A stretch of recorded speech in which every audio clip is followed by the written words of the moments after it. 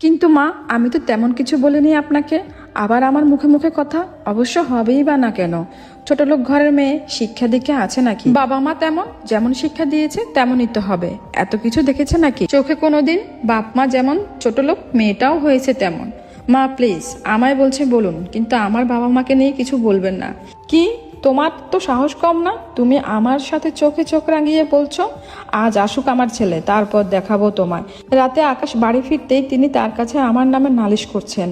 তাই সে এখন আমায় প্রশ্ন করেছে। আমি ধীর কণ্ঠে বললাম, মুখে মুখে তর্ক করিনি।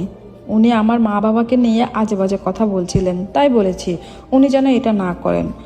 শোনো মায়া, তোমায় আমি আগেও বলেছি, আজ আবার বলছি, তুমি ফার্দার আমার মায়ের সাথে এমন ব্যবহার করবেন না। তাকে কষ্ট দিয়ে বা তার মুখের উপর কোনো কথা বলবে না, এটা মাথায় ঢুকিয়ে নাও। কথাটা শেষ করেই সে বাইরে চলে গেল। আমি বুঝলাম আমার শেষ ভরসার স্থানটাও শেষ। তবুও কোথাও হয়তো বিশ্বাস ছিল, হয়তো ভালোবাসার মানুষের জন্যই তার কাছে পড়েছিলাম। আর কী বা করতাম, কোথায় যেতাম? আমার তো যাওয়ার কোনো জায়গা ছিল না। আমার বাবা মায়েরও তো অত সামর্থ্য ছিল না, তাই ভিটে আঁকড়ে পড়ে রইলাম। আমার যখন 9 মাস চলছে সেদিনই এসে আমায় আকাশ বলল দ্বিতীয় বিয়ের কথা। তার আগে থেকেই সে প্রতিনিয়ত তার ব্যবহার দিয়ে আমাকে বুঝিয়েছে আমার প্রতি তার এখন কোনো ফিলিংস নেই। আমি এখন তার দায়িত্ব শুধু। তুমি সত্যিই আবার বিয়ে করতে চাও? কান্না ভরা চোখে প্রশ্ন করলাম আমি তাকে, কিন্তু আমার কান্না হয়তো তার মন গলাতে পারেনি। সে মাথা ধুলিয়ে বলল, এছাড়া কোনো উপায় নেই। আর এমনিতেও দ্বিতীয়বার বিয়ে করছি বলেই যে আমি তোমাকে ছেড়ে দিব এমন তো নয়। আমি তোমার প্রতিও আমার দায়িত্ব যথাযথ পালন করব। তুমি তো আমায় ভালোবাসতে পারবে অন্য কাউকে আমার জায়গাটা দিতে, অন্য কারো ভালোবাসায় বিভোর হতে?